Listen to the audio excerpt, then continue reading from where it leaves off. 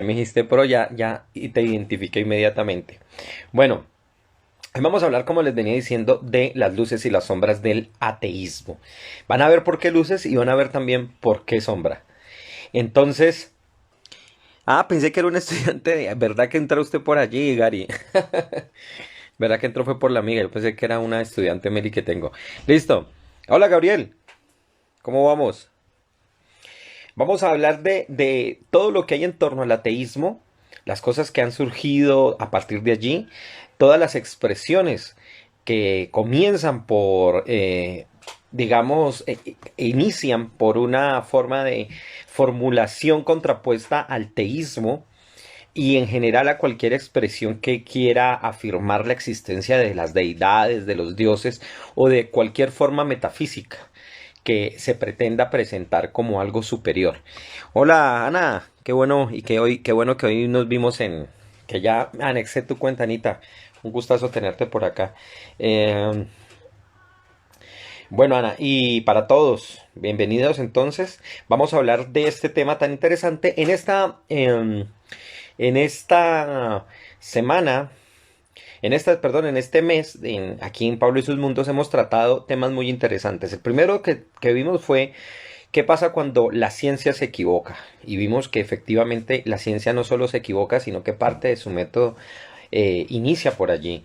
Y por supuesto presentará muchísimos fallos. La siguiente semana trabajamos, que fue la semana pasada, trabajamos el tema del gran personaje y escritor polémico Fernando Vallejo.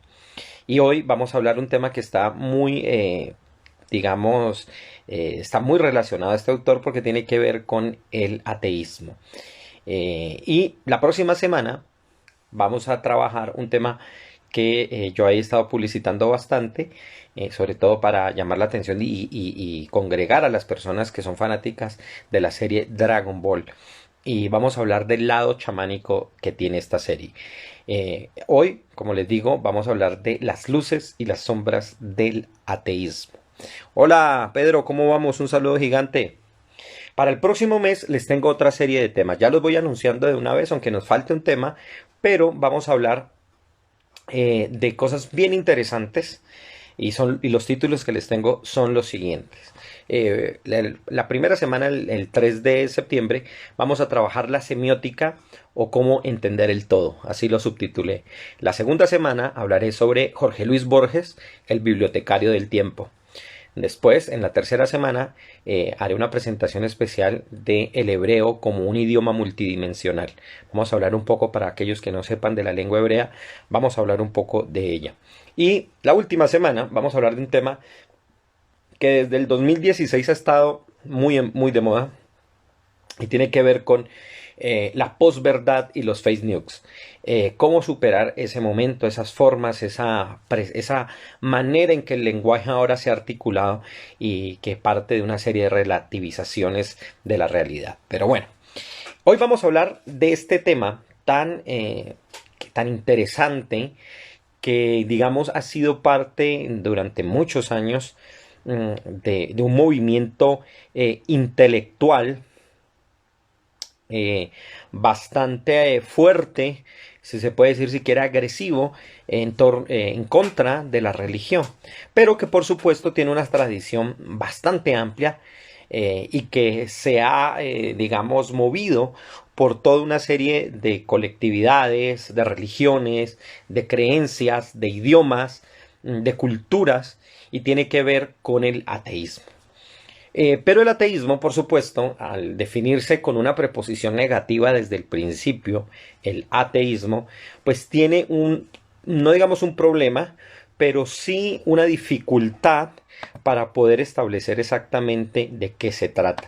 Porque podríamos, en efecto, nosotros comenzar a decir que en realidad no hay un ateísmo, sino que hay varios tipos de ateísmo. Hola Ignacio. Y hola Alejo, no te había visto. ¿Qué más Alejo? ¿Cómo va todo?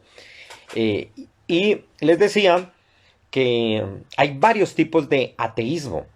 El ateísmo no es homogéneo y eso es un punto importante que hay que entender. Cuando nosotros hablamos de algo como el ateísmo, en realidad estamos hablando de muchísimas formas de concebir, de entender y de negar aquello que se supone es divino o trascendente. Y ojo, porque esta palabra, la trascendente, va a jugar un papel decisivo a la hora de comprender de qué estamos hablando y sobre todo qué es lo que se está criticando en la posición del teísmo. Hola papá, ¿qué hubo? ¿Cómo va todo? Bueno, vamos a ver un tema que sé que te interesa bastante. Entonces, nosotros podemos comenzar incluso a discutir la misma definición de ateísmo. Y eso es bastante importante. De hecho, un conocido ateo llamado Sam Harris, que es parte de los que le llegaron a ser muy conocidos o muy popularizados como los cuatro jinetes del apocalipsis, en referencia a los cuatro autores que van en contra el teísmo clásico, que son Sam Harris, por supuesto, Daniel Dennett, está también el otro me olvida, Richard Dawkins, y el escritor británico, se me olvida ahora, que es muy famoso, y él escribía, Sam Harris, lo siguiente, dice acerca de la palabra ateísmo. De hecho, ateísmo es un término que no debería existir. Absolutamente nadie necesita identificarme a sí mismo como un no astrólogo o un no alquimista. No tenemos palabra para las personas que dudan que Elvis aún vive o que los alienígenas han cruzado la galaxia para molestar granjeros y sus ganados. El ateísmo no es nada más que los ruidos que las personas sensatas manifiestan en la presencia de creencias religiosas injustificadas. Bueno, un saludo a Parodi Cristian. Hola, ¿cómo estás? A Juan David, que van llegando. Y Ana, creo que quién se unió allí, ¿no? Veo unos códigos. No sé quién está detrás de esos códigos. Entonces, Sam Harris parte de algo que es muy común dentro de ciertas consideraciones del ateísmo y por supuesto de las cuales vamos a ver que son el lado que yo les llamo las sombras. Hay unos aspectos lumínicos muy especiales que yo digo gracias a Dios el ateísmo llegó para poder diseminar ciertas cosas, porque por supuesto lo que se llamaba religión o esa idea aquilosada de Dios, por supuesto había dañado muchísimo el panorama mental durante siglos y había corrompido la mentalidad, la ciencia, la investigación. No en vano, muchas de las grandes investigaciones del mundo se fueron, digamos, sesgando porque la creencia en Dios sostenía o explicaba muchas cosas. Pero eso en realidad no fue en todo tiempo ni en todo momento. Por el contrario, uno podría decir que hubo momentos en la historia donde precisamente gracias al teísmo se intensificaron las investigaciones. El problema es que nosotros partimos de una idea que históricamente no es muy adecuada, de pensar que la ciencia moderna es diferente, bueno, tiene unas distinciones metodológicas sin duda, pero que es la única que ha existido y no conocemos otro tipo de ciencia en otros periodos, como por ejemplo los adelantos que se hicieron en la Edad Media en términos científicos y que en realidad vinieron de mano de gente que tenía una concepción teísta del universo.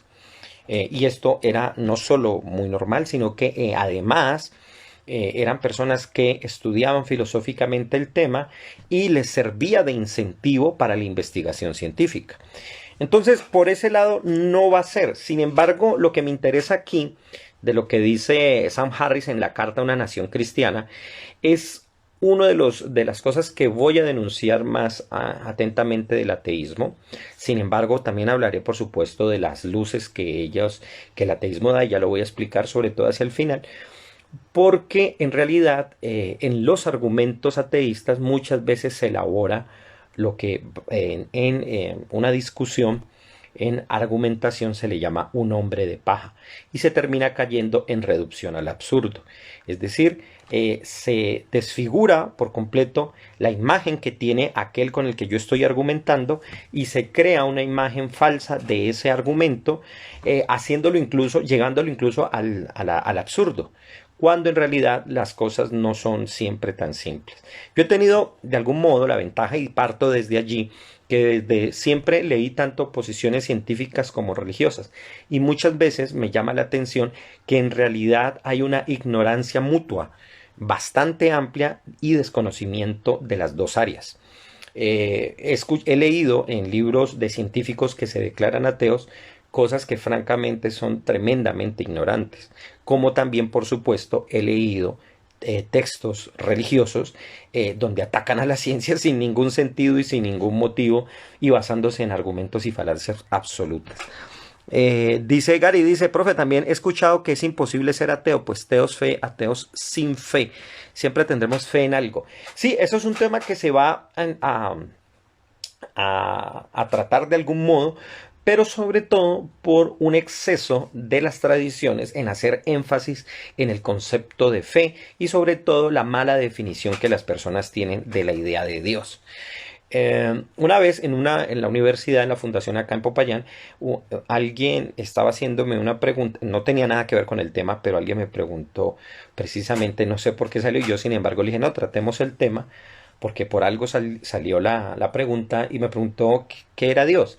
Y yo le dije que ese tipo de preguntas son las que menos deben evitarse y deben saberse tratar, y que lastimosamente muchos institutos y las universidades, al temerle al concepto o a la idea teológica, evaden la respuesta y no intentan indagar. Ahora, aprender de lo divino no significa ser religioso, como lo vamos a ver, porque en efecto han existido en toda época, en todas las épocas, muchas doctrinas, incluso religiosas, que son básicamente ateas, y sin embargo podemos calificarlas de religiones, porque eso es una cosa importante. Muchas veces el ateísmo hace una crítica a la religión en general, cuando la religión en realidad no siempre es teísta.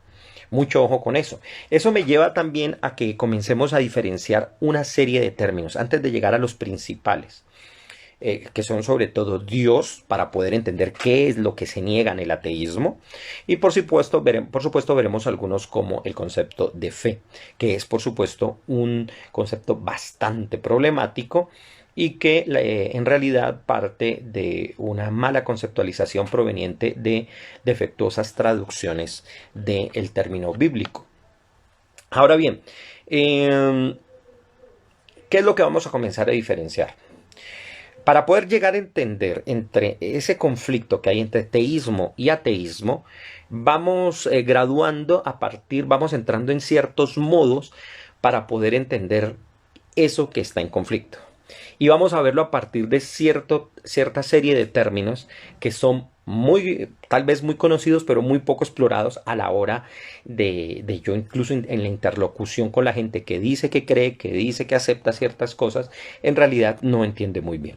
Primero, cuando hablamos de teísmo, estamos hablando en la creencia en un Dios en particular, que puede ser cualquiera de las miles de dioses que hay en una tradición específica. Es decir, por ejemplo, tomemos los Vedas, tomemos el mundo indostánico, y allí, que se reparten cientos de cultos, hay quienes creen en un Dios particular de una manera preferente y le dan cierto privilegio, o en algún momento en sus historias y sus doctrinas lo ven como un Dios mayor frente a otra serie de deidades que aparece. Para poder hacerlo diferente del monoteísmo, y es la creencia que solo hay un Dios, apareció un término llamado catenoteísmo, ¿ya? Max Müller lo acuña porque él fue un gran filólogo, conocedor de las lenguas indoeuropeas, y él se dio cuenta que muchos pueblos en realidad, si bien tienen un dios principal y es el que manda, gobierna, hay una serie de dioses menores que son como la corte celestial de ese dios. Entonces, en el catenoteísmo, no solo en el teísmo, sino en el catenoteísmo, se acepta un solo dios que manda sobre otros. Se aceptan los demás, pero el culto y la latría, es decir, la adoración, se le rinde a uno solo de ellos. Por ejemplo, en tiempos modernos, uno de los grupos que uno puede decir que básicamente es catenoteísta, aunque ellos se digan monoteístas, es el movimiento Hare Krishna, porque ellos siguen a Krishna como la expresión absoluta y personal de Dios, pero, atención, lo hacen aceptando en el fondo que hay otra serie de deidades que son menores en rango, pero que también manejan ciertas áreas o influencias del universo. Ese papel en el mundo monoteísta clásico, digamos clásico entre comillas, es decir, el que conocemos en la mal llamada tradición judeocristiana, vendrían a ser más o menos como los ángeles, pero que nosotros no deidificamos en términos culturales, simplemente aceptamos, o a los que aceptan eso, que hay una suerte de personajes que se les llama ángeles. Por otro lado está el politeísmo, y es la aceptación de muchos dioses.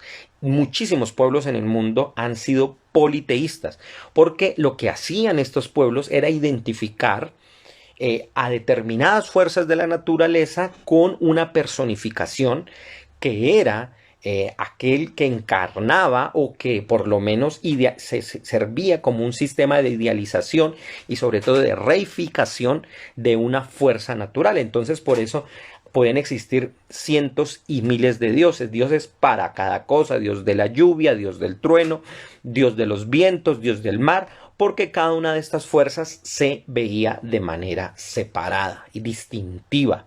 Bueno, van entrando Francisco, hola, hace rato no lo veía por acá. Dina también, saludos, a Nati, que tampoco la había vuelto a ver, y a Daniela, hola Dani, ¿cómo va todo? Bueno, espero que les guste. Acá dice Gary que es dionisíaco. Bueno, Dionisio le gustaba harto el vino, entonces ya sé por dónde va usted. Un dios que tomaba bastante vino. Ahora bien, el problema, y uno de los grandes problemas, bueno, estamos hablando del politeísmo. El politeísmo, entonces, es la aceptación de muchas deidades. Pero hay otros tipos de creencias. Hay, por ejemplo, el panteísmo, y es pensar que todas las cosas son Dios. Todas las cosas en la naturaleza son Dios. Esto se puede confundir con otras dos formas de hablar del teísmo. Otra es el panenteísmo, que es que todas las cosas están en Dios, no que todas las cosas sean Dios, sino que todo está en Dios. Y se puede confundir también con el monismo, que es más bien una vertiente filosófica que va en contra de otra expresión filosófica que puede revestirse de una versión teológica. ¿Cuál es? Y es el dualismo. Y es pensar que hay dos entidades o dos fuerzas polares que combaten y, digamos, por decirlo así, están en una lucha constante y son fuerzas igual de equivalentes, que es más o menos, sin ser personificaciones, lo que se ve en el taoísmo y lo que se ve también en el zoroastrismo cuando nos hablan de Ahriman y de Ahura Mazda, que entran en conflicto. Ahora bien, quienes llegaron a marcar y a generar una diferenciación durante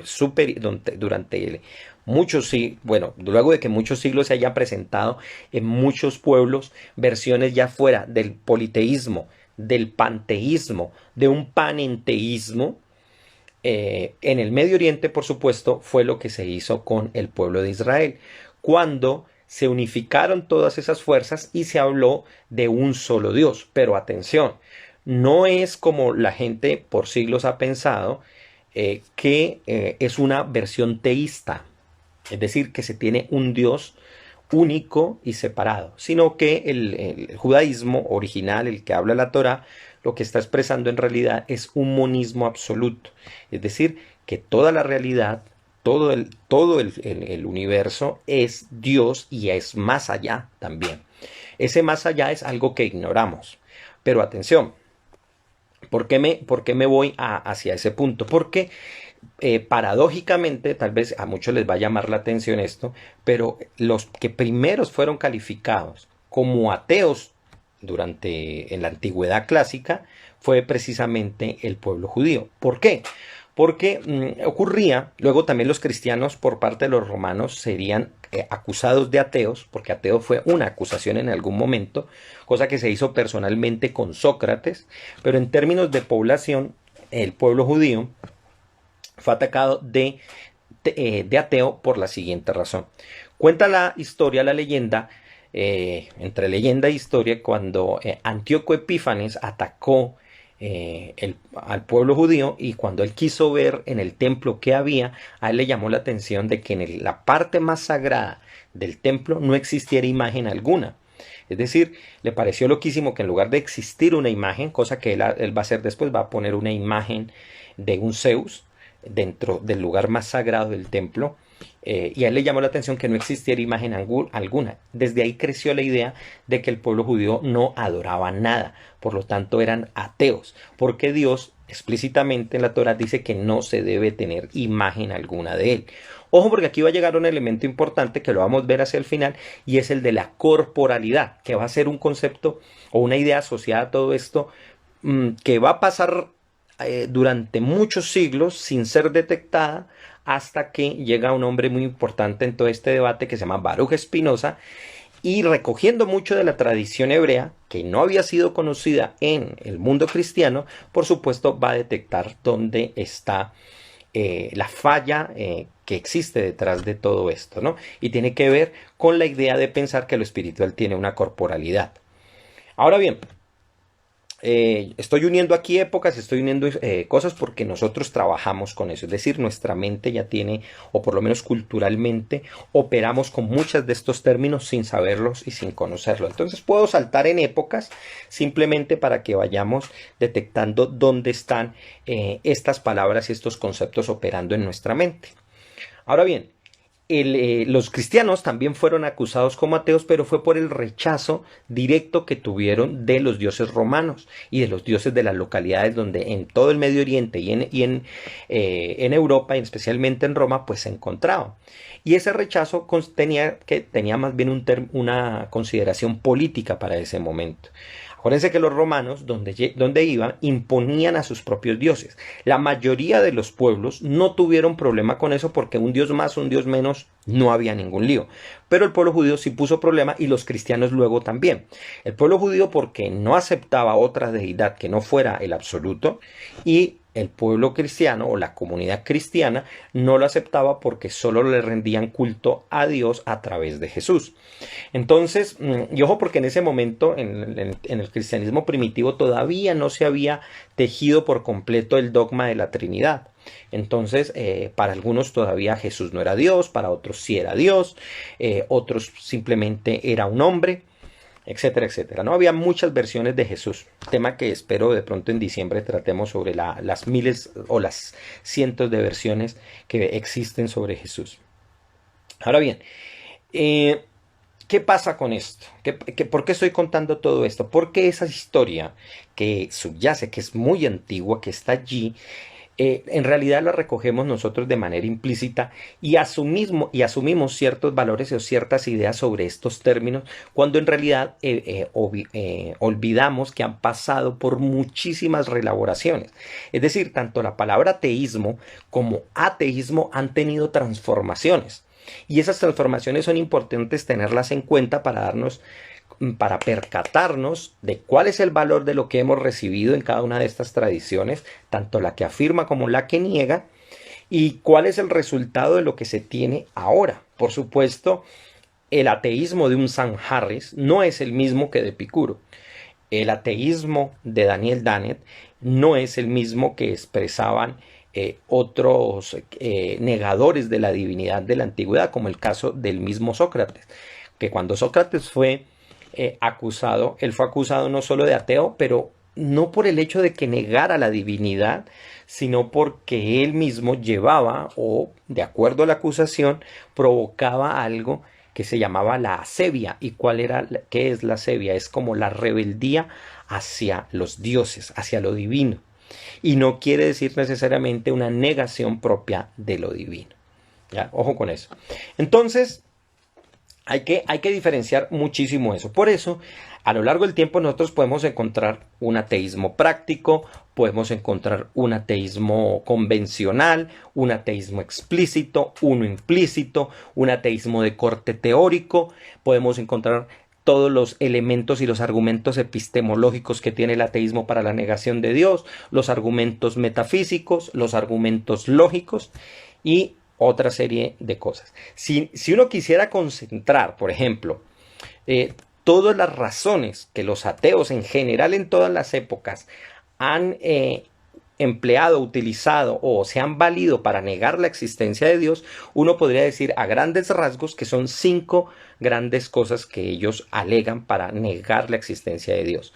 Uno es la ausencia de evidencia empírica de lo divino. Es decir, no lo veo, no lo percibo, no sé dónde encontrarlo, no hay evidencia de Dios.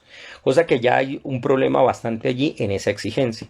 2, el problema del mal, ¿ya? Y es por qué el mal existe y de hecho como un ejemplo de todo lo contrario, de una negación absoluta de que exista un Dios, ¿ya? Quizás el formulador de esta parte fue la famosa paradoja de Epicuro. Escúchenla bien para que nos preguntemos con Epicuro precisamente sobre la idea de Dios y la cuestionemos.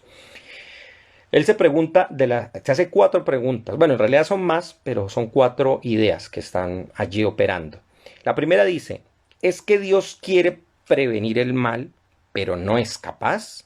Es decir, quiere prevenir el mal, pero no es capaz. Entonces no es omnipotente. Dice en la segunda observación, es capaz, es decir, de prevenir el mal, pero no desea hacerlo, entonces es malévolo. Es capaz y desea hacerlo, entonces ¿de dónde surge el mal? ¿Ya? Porque si es capaz y desea detener el mal, entonces ¿de dónde surge el mal? No puede surgir del mismo. Y la otra pregunta no es capaz ni desea hacerlo, entonces ¿por qué llamarlo Dios? Ojo con eso, si nosotros atamos bien esas preguntas, van a ver que Epicuro muy sagazmente comienza a hacer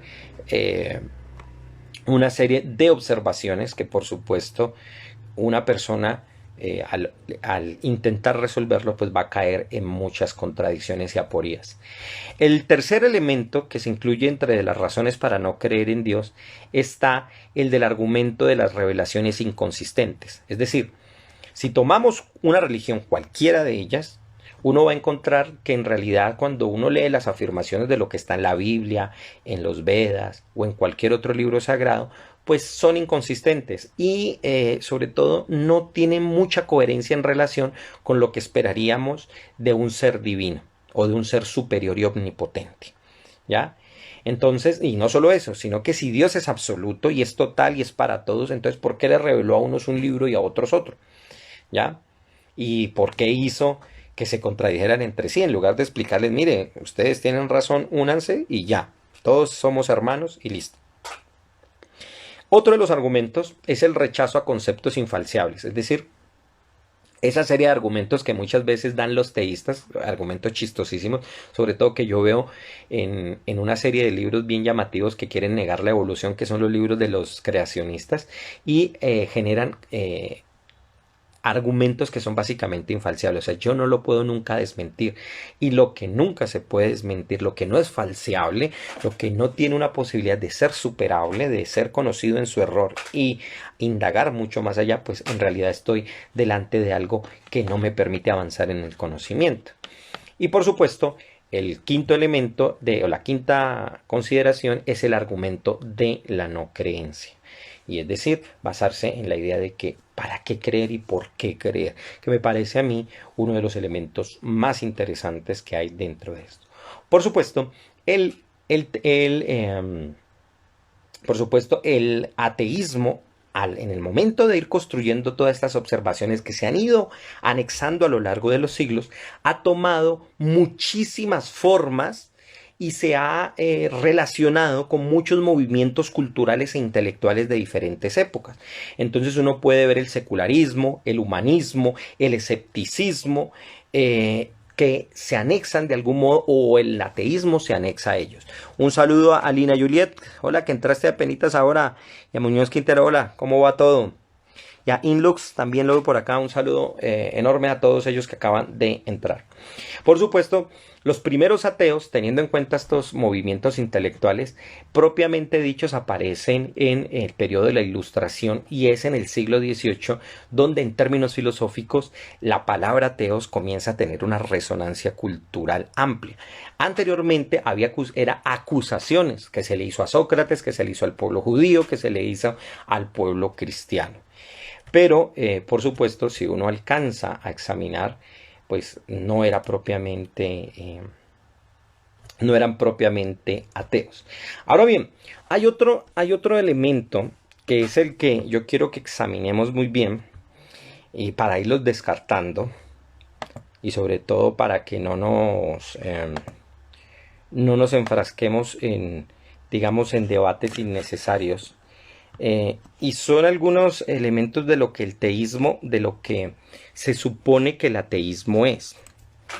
Y hay cosas claras que uno debe entender.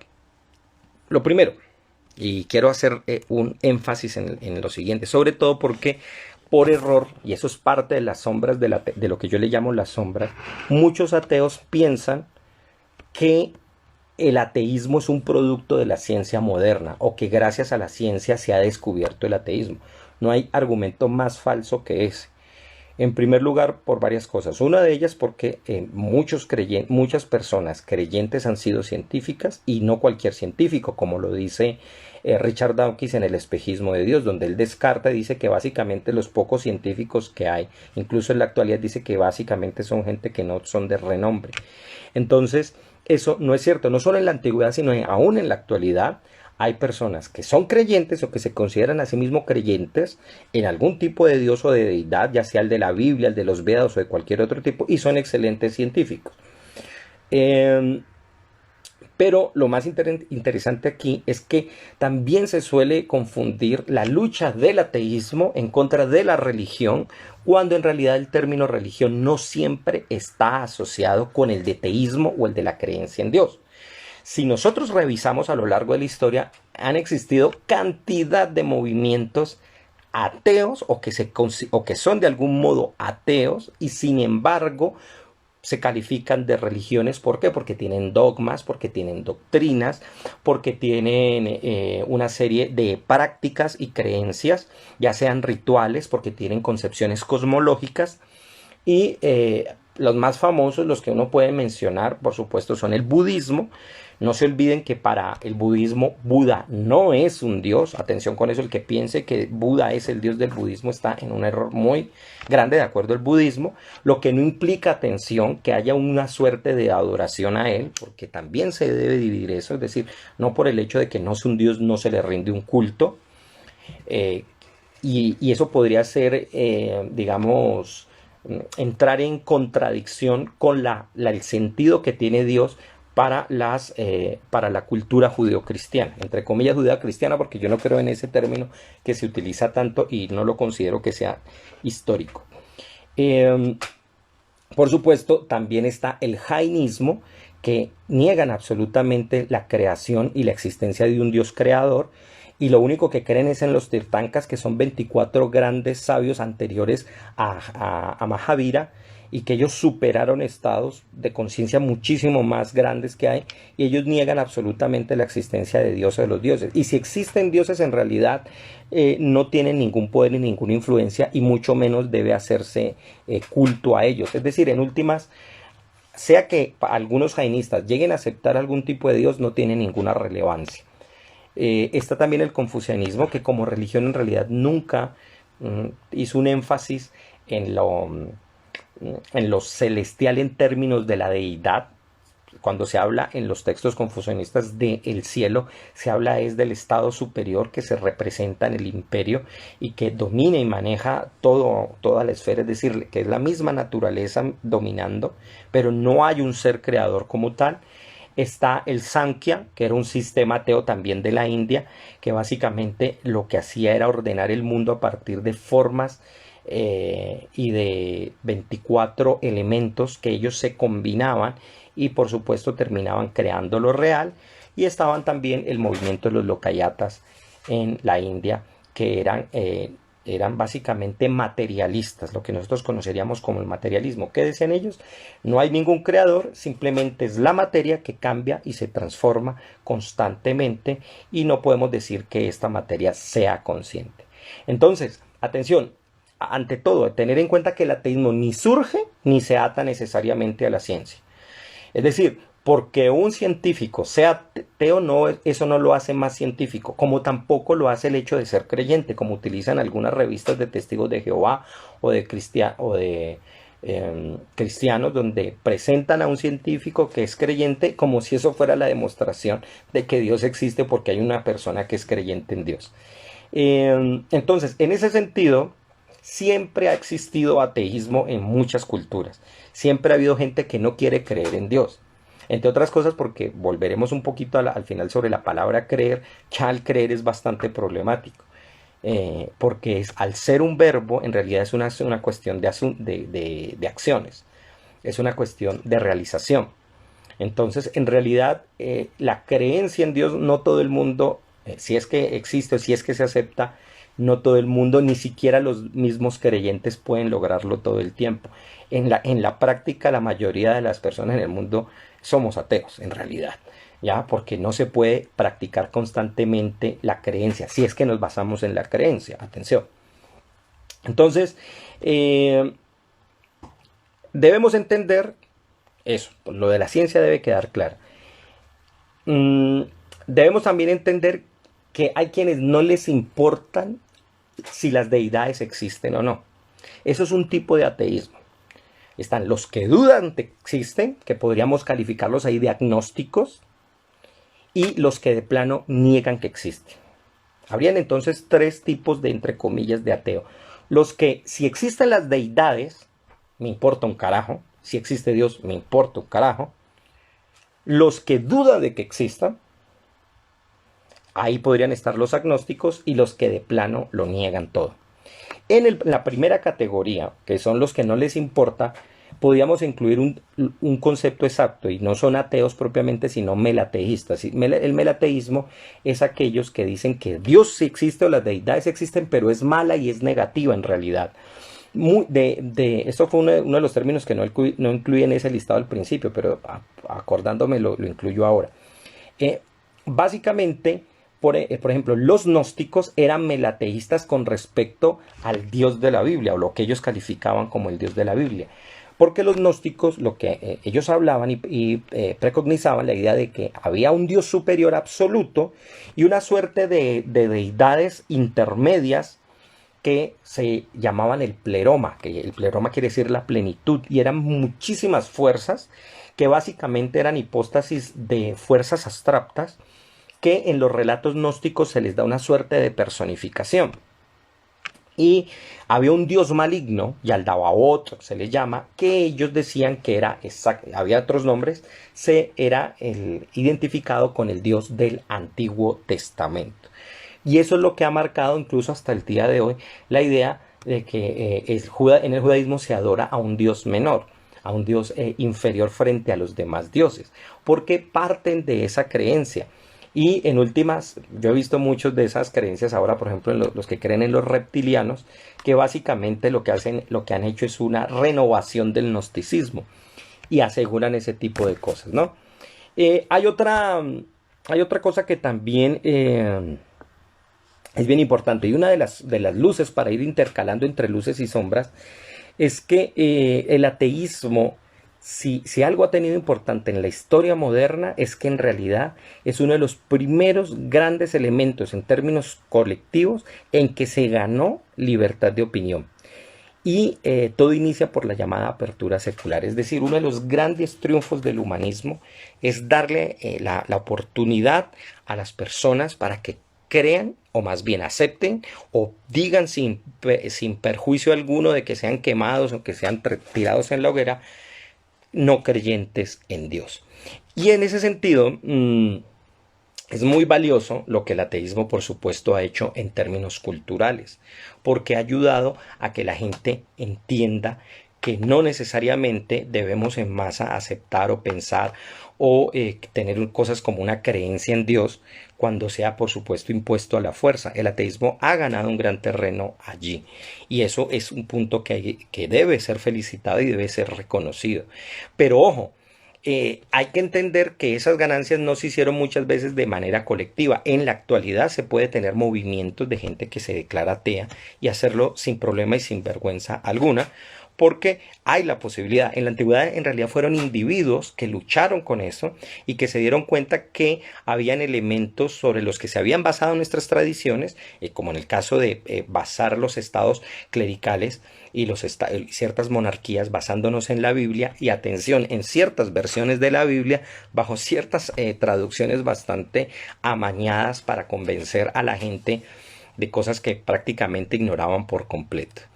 Eh, hay otra cosa, pasándonos al lado de las sombras, que del ateísmo que yo menciono, y es que por lo general veo en algunos, ojo, y hago el énfasis, en algunos alegatos ateos o de movimientos ateístas, que ellos en bloque consideran que todo lo que se ha hecho en las religiones de plano ya está mal. Y eso es una falacia bastante grande, porque las religiones en general no son algo monolítico ni homogéneo. Y aquí veo uno de los defectos más grandes que se presenta tanto del lado del creyente hacia el ateo como del ateo hacia el creyente. Y es un fenómeno perceptual, perdón, un fenómeno de prejuicio cognitivo que se llama homogeneidad de los demás. Y es pensar que el otro grupo al que yo combato en términos dialécticos, en términos de argumentación, es homogéneo y es único y es una masa, cuando en realidad hay mucha gente y es muy variada y no todos piensan igual y hay capas de creencias de intelectualidad dentro de esos grupos. Como les decía yo, que parte de esa ridiculización y esa idea que se tiene que los ateos tienen sobre los creyentes es pensar que todos piensan o creen en la misma idea de Dios, por ejemplo. Lo mismo pasa al contrario. Lo mismo pasa, perdón, con la religión, cuando en bloque se considera que todo lo que ha hecho la religión es negativo, y no es así. Tan interesante este punto que incluso el mismo Richard Dawkins, así como a regañadientes, tiene que reconocer que hay elementos literarios en la Biblia que él tiene que admitir que francamente pues está muy bien, en especial lo que a él le gusta mucho, el libro del Coelet, que es el libro favorito mío de la Biblia, el del Eclesiastés. Y él tiene que reconocer eso, pero no solamente en la parte literaria, en lo arquitectónico, en lo culinario, en las vestimentas, en ciertas costumbres, en poder haber ganado ciertos derechos que las religiones en su momento, bajo las concepciones y las ideas que se tenían en ese momento, por supuesto, eran logros culturales que ayudaron en su momento a avanzar sobre áreas sociales que en ese momento no se tenían. Y fueron muchas veces el gran problema es que se impusieron y se volvieron una moda, entre comillas, o una norma, y de tal manera que se le determinó la vida a muchas personas sin que ellos realmente aceptaran esa forma o esa creencia. Entonces, no es cierto que todo en las religiones sea negativo. Y esto ha llevado a que en algunos casos, en muy pocos, el ateísmo se haya vuelto, por un lado, hipercrítico de la cultura religiosa, y termina volviéndose dogmático. Cuando hablo hipercrítico, es algo bien llamativo porque basta ver, por ejemplo, en algunos documentales, el fastidio que se le ve literalmente a Richard Dawkins cuando ve a personas haciendo prácticas culturales religiosas y la verdad los mires con absoluto desprecio, cuando en realidad no tiene mucho que ver con la humildad intelectual que uno debe tener a la hora de trabajar con pueblos, con costumbres y con ideas diferentes. Richard Dawkins es un gran científico en términos de la etología, reconozco que él es un gran científico en eso, o sea, no voy a negarle por supuesto ese aspecto, pero en términos de el trato y el entendimiento de las ideas, de la historia de las ideas, es un autor que la verdad y yo sé que hay alguna gente aquí le va a pesar que yo diga esto, está excesivamente sobrevalorado. Y por supuesto, pues tiene a la Oxford atrás y pues él puede ir diciendo y pregonando tranquilamente ese tipo de cosas. Mm, por otro lado, eh, puedo decir también que en realidad me he dado cuenta por las formas y las actitudes tanto de creyentes como de no creyentes o de ateos, que podemos encontrarnos en realidad a un tipo de ateísmo que está de moda. Es decir, hay gente que cree en Dios porque lo cree y ya, y en realidad, si uno pregunta y uno indaga sobre las ideas, en realidad no tienen creencia alguna, sino que repiten como loros no solo lo que lo han dicho o lo que afectivamente les conviene, porque Dios se les ha vuelto una idea de un sentimentalismo, como si Dios fuera el curador de todos mis dolores y afecciones personales. Y por el lado de los ateos, la cosa no es muy distinta. La gente es atea por moda muchas veces. Es decir, porque mucha gente no cree, entonces yo también tiendo a creer. Y me he dado cuenta que en realidad las personas ni saben por qué no creen. ¿Ya? Simplemente lo dicen cuando no tienen muchos elementos para identificar en qué se basan para hacer eso. Y ahí también veo, por supuesto, uno de los fenómenos perceptuales más comunes, de uno de los prejuicios más comunes, y es el de el prejuicio de masas, ¿no? Aceptar lo que los demás creen porque son muchos. Y como el ateísmo es un movimiento creciente, es más fácil que sea aceptado. Además, porque también se ha vuelto un mercado. Y los libros de ateísmo hace unos años usted era dificilísimos encontrarlos, ahora son cantidades y los éxitos editoriales que eso representa son bien interesantes, ¿no? En términos monetarios. Eh, entonces, ¿qué es lo que pasa? Ahora, tienen razón en parte, ¿no? Porque en últimas Dios en algún momento también fue una moda y la gente lo aceptó y no solo se le impuso. Pero muchas personas, porque no había más, pues tenían eso para creer. No había otra forma y era lo que aceptaban. Ahora bien, y hay que partir en regañadientes al ateísmo como al teísmo, y es qué entendemos por Dios. Y ese es un problema que también voy a seguir indagando, pero voy a dejarlo allí, porque el gran problema tiene que ver con la definición, ¿ya? Todo va a depender de allí. Y sobre todo, esa idea de Dios, en realidad, ¿de dónde parte? ¿Ya? Fíjense que es interesante que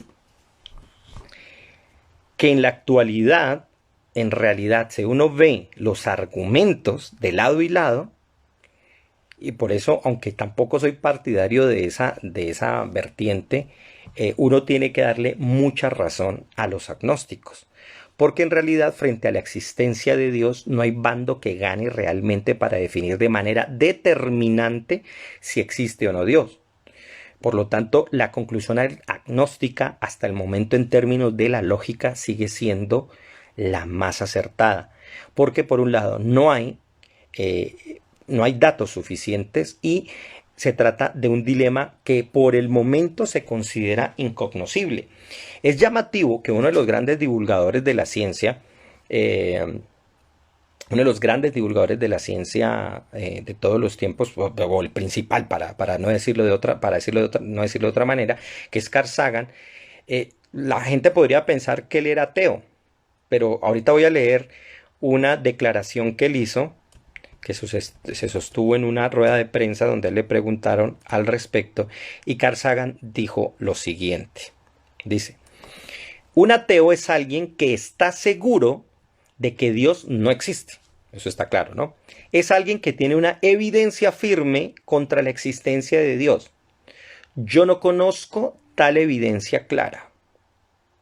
Como Dios puede ser relegado a tiempos remotos y a lugares causas últimas, necesitamos saber mucho más sobre el universo de lo que sabemos ahora para estar seguros de que tal Dios no existe. Ahora, ojo, está bien, es Carl Sagan, pero también sabemos que no se nos puede volver las cosas un recurso de autoridad. Es decir, no porque Carl Sagan lo dijo es cierto, pero lo llamativo es desde dónde él parte y cómo él toma. Él dice es la evidencia. Lo que llaman Dios tiene que ser algo que se remita a las causas primeras y a los tiempos primeros, y como no se puede saber eso, no se conoce si efectivamente existe o no. Por lo tanto, la conclusión en últimas a la que él llega es: no tengo evidencia ni para negarlo ni para afirmarlo, porque él, que esa es la actitud científica, se basa en la evidencia. Me pregunta Gabriel: profe Pablo, ¿se considera ateísmo la concepción de Dios que nos han vendido o nos han replicado nuestros padres sin que hayamos tenido una concepción específica del individuo? En realidad, en términos del pensamiento, de una juiciosa actividad mental, los creyentes son ateos, porque, perdónenme la expresión, pero en realidad se piensa muchas veces en un muñeco de trapo cuando piensan en Dios. Es decir, es una convención que se han creado y parten de ideas no solo falsas, sino que además hay una aceptación ciega de dogmas. Y frente a la idea de Dios, que al final explicaré un poco cómo la concibo, en realidad es un insulto a Dios. Y ya van a ver por qué. Ya van a ver por qué en ese sentido lo termino dirimiéndolo. Entonces, las afirmaciones categóricas, atención, ya sea existe Dios o no existe Dios, necesitan indicios muy fuertes y evidentes.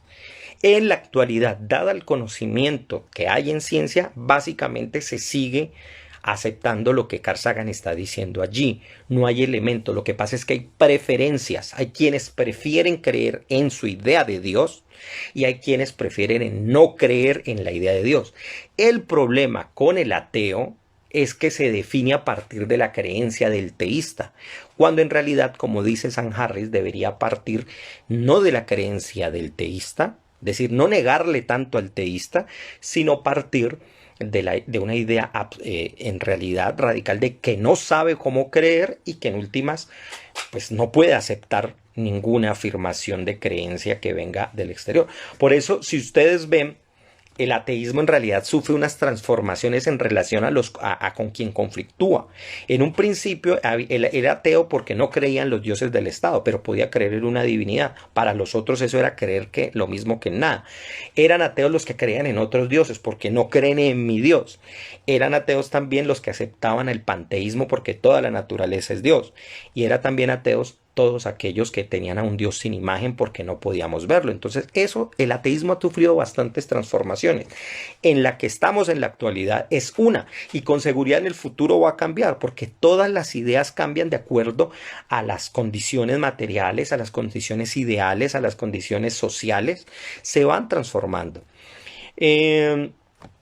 Entonces, como les decía, hay una constante falacia en la que se cae en el ateísmo al pensar y creer que Dios debería ser o es como en efecto lo dicen los creyentes en muchos casos, cuando en realidad la gran mayoría de creyentes no piensan ni se agarran a entender qué es Dios. Intentar entender qué es lo que se quiere decir con ese concepto. Entonces terminan cayendo en una reducción en el absurdo, como hace Richard Dawkins cuando él básicamente compara a creer en Dios como creer en una hada, o creer en un pastel que ronda o que está entre la luna, entre Marte y Júpiter, y está orbitando el sistema solar. Si él piensa que creer en Dios es similar a ese tipo de cosas, pues francamente estamos hablando con alguien que no tiene un pensamiento ni cinco acertado. Porque por supuesto cuando se habla de Dios, aún desde las formas más básicas de lo que se llama creencia, no se está hablando de un ser de tal categoría, sino que se está hablando en efecto de alguien que se supone ha creado o ha originado o ha permitido la existencia de todo el universo.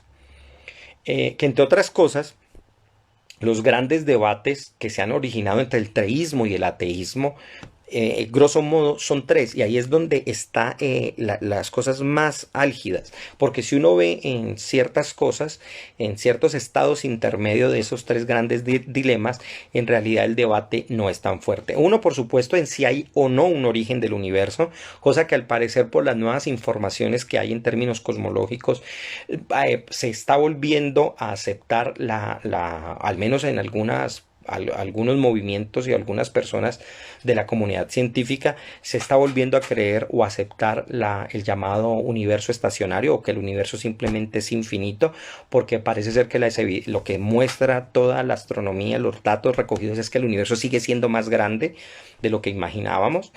El otro debate es, por supuesto, el origen de la vida, cuándo surge, cuándo aparece. Y el tercer gran debate es el origen de la conciencia humana. En esos tres puntos siempre hay resquemores entre las dos posiciones. Y cada uno ha esgrimido sus argumentos, ha presentado sus evidencias para determinar si hay en efecto una intervención de algo divino. ¿Ya? Entonces, muchos casos, salvo tal vez el mismo Carl Sagan y algunos que otros ateos, o agnósticos al menos, la mayoría de ateos en realidad tienen una versión limitadísima de la concepción de Dios y las tradiciones que hay en torno a él. Es decir, que cuando están frente a un teísta, muchos asumen que están ante una persona iletrada o bruta, o que no tienen idea de dónde está parado. Y en realidad esto no es así. Yo he encontrado tanto en los ateos como en los teístas gente que no tiene idea de nada y que en realidad lo único que hace es pregonar su ignorancia. Pero es muy preocupante que pase más en los ateos, porque se estiman como lectores y se estiman como personas que quieren estudiar, o que por lo menos ven con una visión crítica las cosas. Me llama mucho la atención cuando hay gente que dice, ateos que se quejan y dicen, es que los creyentes en el amigo del cielo. ¿Quién está pensando en un amigo del cielo cuando se habla de Dios? Pues gente que tiene miradas infantiles frente a lo que es Dios. Por supuesto, estas visiones terminan siendo ridiculizadas, porque son fáciles de ridiculizar, pero no es lo mismo hablar de Dios cuando hablamos de Spinoza, o cuando hablamos lo que nos plantea Maimónides, o cuando hablamos de lo que nos dice Paul Davies, ¿ya? Que son personas que desde sus épocas, desde sus particulares filosofías, se han puesto a pensar qué realmente es de lo que hablamos cuando hablamos de Dios.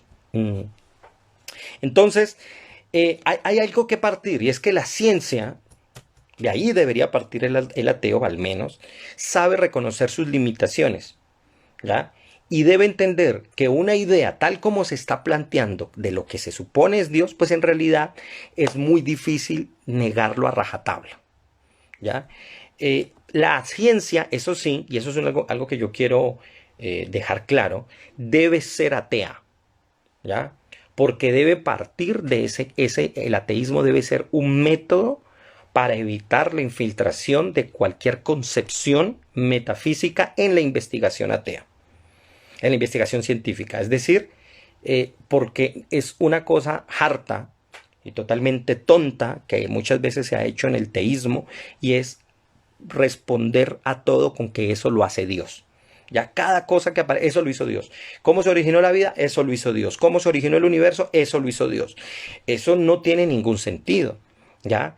Entonces, metodológicamente la ciencia debe partir del ateísmo, pero en sus condiciones explicativas finalistas, en realidad no puede serlo, ¿ya? Porque todo depende de la definición de lo que nosotros consideremos como Dios. Dice Gabriel, pregunta, profe, ¿entonces los ateos son nihilistas sin argumentos válidos para criticar su ideología? No, no es simplemente eso. No es simplemente eso. Y saluda a Steven, que llegó por acá, no lo había visto. Hola, Steven. No es simplemente eso. El nihilismo tiene que ver más con una corriente filosófica que siente desespero ante las situaciones y que no ve una perspectiva hacia el futuro, que no ve nada. De hecho, muchos ateos en realidad terminan siendo finalistas. Piensan que el universo de algún modo tiene un proyecto, una idea, pero que esa idea está coordinada no por un ser consciente, sino por la evolución, por ejemplo. De hecho, muchos de los ateos al principio del siglo XIX, al finales del siglo XIX y principios del siglo XX, básicamente cambiaron a Dios por la evolución. Cuando consideraban que el universo tenía una finalidad y había una proyección y una teleología. Con el tiempo, por supuesto, cuando entran otros elementos, especialmente aquellos que tienen que ver con el azar, pues las cosas se cambiaron y se pensaron de una forma totalmente distinta. Bueno, vamos a ir, ya se va a acabar esta primera parte, espero que les haya gustado, que vengan con preguntas, porque vamos a ver en realidad que lo que yo propongo es otra cosa, y la discusión entre ateísmo y teísmo es una discusión que a lo que ya deberíamos estar en este momento los humanos debería ser superada por completo. Ya nos vemos en la siguiente parte.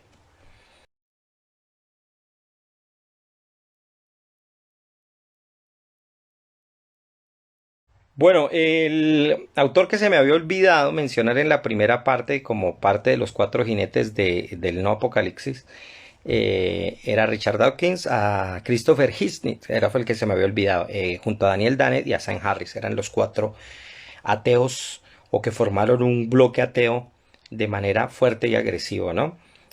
Como para contestarle a esa embestida que durante siglos el teísmo hizo. Cosa que en cierta forma, pues a mi modo de ver, sí hicieron un gran bien, porque el teísmo mismo se impuso de una manera no solo absurda, sino que lo que peor le pudo haber hecho durante siglos a toda esa cantidad de poblaciones es que nunca dieran el tiempo para examinar la evidencia y las cosas y las afirmaciones y generar algo tan importante para la comprensión de lo divino como es el estudio, ¿ya? Eh, y sobre eso diré al final, pues por supuesto, mi propuesta o la idea que yo tengo al respecto, que es lo que quiero transmitir. En últimas es lo que hago aquí, ¿no? No solamente expongo las ideas de otros, no solamente cuento qué hay, sino que también cuento mi posición para darle una diferencia, un toque a a este tipo de programas que hago aquí en Pablo y sus mundos, ¿no? Bueno, entonces les finalizaba la última parte diciendo que en realidad esta discusión entre teísmo ateísmo es parte para mí de una serie de dualidades que nosotros los seres humanos ya deberíamos aprender a superar y que en realidad hay mucho en el otro que me ayuda a entender lo propio, por más que yo considere que es lo contrario. En realidad me está aportando muchísimo a mí y me está dando elementos para superar y ampliar aquello que yo consigo. Entonces yo todos los dualismos en realidad pienso que hay que disolverlos, pero entendiéndolos, comprendiéndolos, haciéndolos, eh, equilibrándolos y sobre todo manifestando la radical importancia que cada uno de ellos tiene para poder avanzar en el camino del conocimiento. Pregunta Gabriel, entonces tal vez hay muchos que se volvieron ateos puesto que le tienen un odio o un rencor a un Dios que ha venido de las iglesias. Sí, en realidad mucho del ateísmo es en respuesta al clericalismo, al exceso de clericalismo que ha existido y a la imposición de la iglesia. Por eso muchos ateos son ateos con el Dios de la iglesia, con el Dios que la iglesia les presentó. Y en realidad pues si se piensa que ese es Dios o lo que se tiene concebido por lo divino, pues es un ateo que en realidad es ateo de esa idea, ¿ya? Entonces es bastante complicado allí. Por supuesto hay ateos que han entendido eso, no se quedan allí, son mucho más educados, mucho más elaborados en sus ideas y no están apuntando a eso solamente, están apuntando a la negación absoluta de un ser, y aquí viene la palabra que yo les había dicho, trascendental, una palabra problemática, que debe ser quitado para la explicación de la existencia de las cosas y de la comprensión de la vida y del universo. Es decir, el mundo, el universo puede explicarse sin la necesidad de aceptar una hipótesis como la del ateísmo, la del teísmo. Dice azar igual ateísmo y predestinación, creencia en Dios. Sí y no. Sí y no. El azar no es un problema para las concepciones providenciales, por ejemplo, o las de las predestinaciones. Y hay elementos teístas, como lo expliqué en la primera parte, ateístas, perdón, como lo expliqué en la primera parte, que creían de alguna forma en ciertas formas de predestinación. Y si no creían en predestinación, al menos aceptaban elementos teleológicos. Es decir, aceptaban que el universo, así fuera la materia misma, iba o tenía un propósito, una finalidad o un desarrollo que, si bien no se daba en términos individuales, se podía ver en términos de el cosmos completo, y que podían tener un principio y un fin. Ahora, a mí me llamaría la atención, por ejemplo, porque muchos, ahora, si se va a aceptar un universo estacionario, o un universo que siempre ha existido y siempre existirá, a mí me llamaría la atención pensar en todos aquellos científicos que han pensado en las hipótesis o, entre comillas, las teorías sobre los fines del universo. Entonces, ¿dónde van a quedar esas teorías? ¿Ya? Y todo lo que pasó con el Big Bang, qué va a pasar y cómo se va a entender ese tipo de teorías cuando efectivamente, si se acepta que el universo no tiene origen. Tema que, a propósito, mi filósofo favorito, que es Rambam, aceptó y trató espléndidamente, de una manera muy detallada y bien elaborada en la Guía de los Perplejos, en Moreh Nevuchim. Y yo parto de allí. Precisamente, para mí, Maimónides es el ejemplo perfecto del equilibrio absoluto entre filosofía, religión y ciencia, o lo que llamaríamos nosotros religión. Pero bueno, venía diciendo que la idea es reconocer, por supuesto, los avances que el ateísmo dio. Y yo lo dije, el ateísmo ha liberado a la gente en el pensamiento. Es una de las grandes cosas que colectivamente permitieron la secularización y entender que cosas como la creencia no se podían imponer de manera obligatoria a una masa de gente. Y eso es muy valioso, eso es muy importante. Por lo tanto, abrió la brecha para entender el libre pensamiento, porque en últimas la idea que se tenía y que había encarcelado a la gente era la idea de Dios. Y una mala idea de Dios es una idea muy dañina, porque estamos hablando de algo que maneja y opera todo, que conduce todo. Entonces, si yo tengo una concepción errónea, por supuesto, yo voy a actuar en conformidad con esa concepción. Pero llega a un punto en el que el ateísmo termina volviéndose una forma dogmática de pensar y de negar tajantemente cualquier explicación que, entre comillas, fuera sobrenaturalista. Y digo entre comillas porque todo tiene que ver, en realidad, en el mundo sí hay un aspecto metafísico, sí hay algo sobrenatural, sí hay algo trascendente, algo que vaya más allá.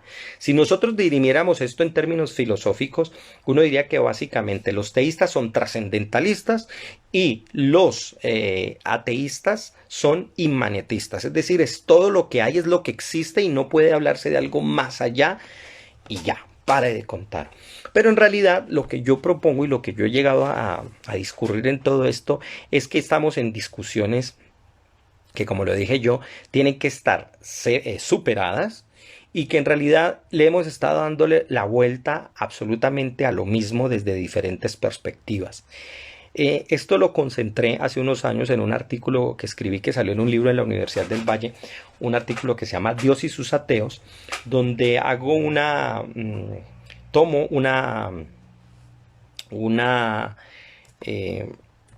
análisis, un estudio que hace el gran rabino Isaac Cook, en un libro bellísimo que se llama Orot, Luces, y él hace una alabanza, y viene de un rabino del ateísmo, ¿ya? Y hace una alabanza muy interesante, porque en efecto, cuando uno revisa lo que el rabino Isaac Cook dice, en realidad lo que hizo el ateísmo fue librar a las personas de un concepto de Dios excesivamente corporificado que se había tenido durante siglos. Y el hecho de despojar a Dios de toda imagen fue lo que pulió a Dios. Es decir, al entregar a Dios a la nada, a la negación absoluta de la existencia, lo entregó a su total realización, que es la que se debe concebir. Y debe concebirse una idea absoluta, total de Dios, totalmente inmanente en todo. Y por lo tanto negando cualquier imagen que se tenga de él en términos ideológicos, conceptuales y, por supuesto, mentales. Cosa que ya había, de algún modo, adelantado, por supuesto, Baruch Spinoza en su Ética. Y también lo había tratado en términos políticos en el Tratado Teológico Político. Porque lo interesante aquí, como lo dice el rabino Isaac Cook, es que hay una serie de embrollos conceptuales y mentales en los que el ser humano se ha venido dando topetazos durante siglos, y en realidad han creado un estorbo y una fantasía muy grande que ha generado temores infundados, malos hábitos, carencias, y han determinado en últimas el devenir, el pensamiento, el desarrollo de los pueblos y de la gente. Y detrás de esto, por supuesto, ha estado la idea de Teos, la idea de Dios. ¿Por qué? ¿Por qué ha estado allí esa... Saludo a Flores, fotografía que llegó, saludito por allí con la mano. ¿Por qué ha estado allí? Porque todo tiene que ver con la definición. ¿Qué vamos a entender por Dios? Y aquí viene un problema radical y tiene que ver con las concepciones que se encuentran en lucha desde la antigüedad. Cuando hablamos de teos, que es la palabra que luego al griego se va a traducir como, perdón, al latín que se va a traducir como Deus y al español como Dios, estamos ya en un problema frente al concepto que originalmente utiliza la Biblia en el Tanaj y la Torá en general, y es el de Elohim, que tiene una raíz totalmente diferente frente a la de Teos. Teos, cuando hablamos de un Teos, estamos hablando de una divinidad que es una entre muchas, ¿ya? Acuérdense que el dios máximo del Olimpo era Zeus, que es el nombre, de ahí deriva el nombre Teos, y era una divinidad dentro, con muchas otras, pero que no era la única ni era la primera. Habían fuerzas mucho más grandes, como Cronos, por ejemplo, que eran superiores a él. Pero atención, cuando este concepto pasa y se traduce, en realidad Deus y el mismo Teus nos está hablando de un aspecto y de una categoría que tiene que ver con una imagen lumínica, que entre otras cosas es una de las imágenes más comunes que la gente tiene con respecto a Dios, como si fuera una luz, ¿ya? Entonces me iluminó o vi una luz, y el cuento de que la gente se muere y ve una luz, tiene que ver mucho con este imaginario. Y Teos en realidad no tiene mucho que ver con el concepto semítico que era el que está detrás de la palabra Elohim. Cuando se habla en el Tanaj, en la Torah, de Elohim, se tiene que ver con o está formada esa palabra de una radical que es El, ¿ya? Y esa palabra literalmente significa poder o fuerza. Cuando en la antigüedad, en el mundo semítico, se hablaba de un dios, se hablaba de una fuerza. Pero el pueblo hebreo, cuando yo hablé que él fue el que cambió la concepción en el entorno, porque comenzó a pensar y unificar los conceptos de los dioses en una sola entidad, pensó a través de esta palabra que en realidad él era la fuerza inmanente en todo, pero que tenía que haber una fuerza que congregara absolutamente todas en una sola. A eso se le llamaba Dios. Por eso en el judaísmo no es erróneo pensar que Dios es idéntico a la naturaleza. Es decir, cuando hablamos de Dios, hablamos de la naturaleza. Cuando hablamos de la naturaleza, hablamos de Dios. Atención, ¿eso implica que no hay algo más allá de la naturaleza? Sí y no. Y esa es una respuesta, por supuesto, ambigua, pero tiene que ver con la capacidad de investigación. Tiene que ver con la capacidad de generación de conocimiento. Por lo tanto, me ha llamado a mí mucho la atención que a lo largo de los siglos se le haya hecho énfasis a la palabra fe, que es una muy mala traducción del concepto emuná del hebreo, para favorecer la relación que se tiene con Dios, cuando nunca se le hizo énfasis a una palabra mucho más importante y que está, por supuesto, desborda por completo el texto, y es la palabra ta'at, conocimiento, ¿ya? Y no se le hizo énfasis a eso porque a la gente no le gusta conocer y no le gusta aprender en la mayoría. A mí me da mucha risa como comienza la metafísica de Aristóteles. Yo creo que es una de las afirmaciones más falsas, cuando él dice que a los seres humanos, dice los hombres, por supuesto, a los hombres les gusta conocer la verdad. En realidad, lo que se puede decir es todo lo contrario. La mayoría de las personas nos encanta la mentira y nos encantan que nos mientan, que nos digan lo que no es. De hecho, hemos vivido durante siglos gracias a la mentira en muchas cosas, ¿ya? El papel de la mentira ha sido un papel fundamental incluso para la creación de las sociedades tal como las concebimos. Entonces, el problema de teos como palabra es que no es un equivalente homeomórfico, utilizando un término de Ramón Panikar, cuando él habla, cuando intenta hacer una correlación entre los términos sánscritos y los términos latinos. no es homeomórfica al concepto de Elohim, porque cuando se habla en la Torá de Elohim se está hablando de toda la naturaleza congregada como una sola fuerza y una sola entidad, porque en realidad en la vida real, en la vida empírica, en el conocimiento, en realidad todas las cosas se relacionan unas con otras. Por supuesto, yo puedo diferenciar esta taza de mí, puedo diferenciarla de las gafas que tengo aquí al lado del computador, de mis cámaras, lo puedo diferenciar, por supuesto, porque hay una clara distinción. Pero atención, todo eso no está sino dentro de un mismo campo que se extiende hasta el infinito y en realidad hacen parte de una sola realidad. Y cada uno de ellos cada uno de estos tiene unas caracterizaciones totalmente diferentes que lo califican para ser como una entidad absoluta, propia. ¿Ya? ¿Dónde está el elemento trascendente? Está en el recorrido que se hace con el conocimiento de aquello que es inmanente. En últimas, la conclusión a la que se llega, a lo que yo llego por lo menos con Rav Kook, es que lo inmanente es trascendente cuando es conocido y ampliado. Por eso es que la ciencia es tan bella en la medida en que el universo un día es así de este tamaño y después se hace más grande. Y se hace más grande en la medida en que más lo estudio. El Rav Kook, en otro texto bellísimo, dice que aquel que hace ciencia alaba a Dios. Y con eso mató a ateos y ateístas. Porque en últimas, el conocimiento del universo es el conocimiento de lo divino. ¿Ya? El gran error, por supuesto, ha sido el de corporificar a Dios y pensar que debe haber un ser superior sentado en un trono como un soberano, un rey que dirime desde arriba todas las cosas y dice qué hacer y qué no hacer. Y cuando esa imagen se tiene la idolatría máxima y por lo tanto se está actuando en realidad desde un ateísmo eficiente y un ateísmo tontarrón, entre otras cosas, porque genera una imagen en similitud a la nuestra que yo simplemente la transpongo allá, cuando en realidad lo que estamos haciendo es negar lo divino al no conocerlo como es en sí mismo. Espero que esto esté claro, no sé, ¿no? Estoy hablando aquí, para mí esto es claro porque lo he trabajado durante años, pero lo en últimas lo que nos quiere decir es que el ateísmo fue la llave para que el creyente entendiera que debe abrirle las puertas al infinito. Abrirle las puertas al infinito con la negación de la imagen o de la serie de imágenes que ha concebido en todas sus doctrinas. Eso es.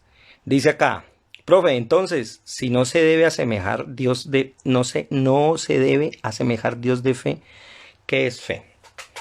Depende a quién le pregunte y depende desde dónde usted tome la etimología para definir eso. El problema de fe es que se le volvió a la gente la muletilla para pensar que Dios me resuelve a mí todas las cosas, en lugar de yo ser el que resuelva las vainas. Yo en estos días, en estas pandemias, como todos, hemos tenido una serie de problemas X y yo me agarro a orar. Y orar es pensar para mí mismo las soluciones que voy a tener en relación con mi entorno. Cuando a mí la gente me dice que las oraciones no sirven es porque no han orado. Y orar no significa pedir para que me den, sino pedir en el sentido de mirar el universo y ver por dónde debo ir para determinar mis acciones. Ah, aquí lo dice bien, autonomía, exacto, porque cada cosa es autónoma, así como este vaso es autónomo, así no tenga conciencia. El universo es autónomo, cada elemento es autónomo porque somos reflejo de lo divino. Y lo divino es lo inmanente que se vuelve trascendente al ser conocido. Por lo tanto, ahí se disuelve toda discusión entre teísmo y ateísmo. No va más. Yo no puedo sostenerme más en eso. Por eso, en términos personales, yo a esa vagabundería de andar discutiendo de si Dios existe o no existe, ya no. Me parece que ya es una cosa... No le seguí la caña más ni a los ateos ni a los creyentes en intentar explicar lo que no vale la pena explicar. Entonces, bueno, al que quiera, si quiere leer algo más, ahí tengo el texto del Dios y sus ateos, que es el texto donde examino lo que dice el Rav Kook y tomo las fuentes, pues ahí les puedo decir. ¿Hay preguntas? Esta es la conclusión. Luces y sombras. Al ateísmo le debo mucho, le debo muchísimo. y es el que me abrió las puertas al infinito, quitándome la imagen de todas las ideas erróneas que tenía sobre la realidad. Y eso es Dios. Bueno, preguntas. No sé, puedo decir que hablé en chino, no sé qué fue lo que dije. Espero que este tema les haya gustado. Los espero la próxima semana con un tema muy llamativo. A mí me encanta porque aprendo mucho de él y sobre todo porque uno cosas que aparentemente no están unidas, pero en realidad cuando vemos lo transversal que hay en ellos es fascinante, ¿no? La relación que hay entre Dragon Ball y el chamanismo. Ese es el tema que vamos a ver.